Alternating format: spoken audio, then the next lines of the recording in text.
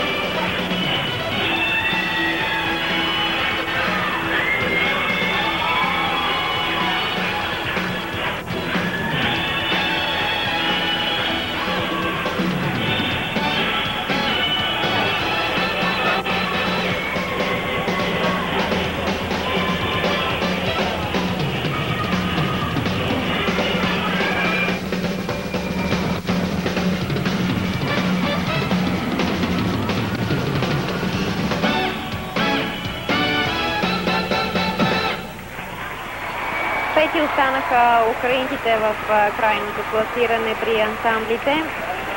И точно мислех да споделя, че след четвъртото им място в шампионата на Бухалки много е вероятно да получат един медал и те при днешния, така както върви днешния този ден, с раздаване на парченца на всеки го по нещо.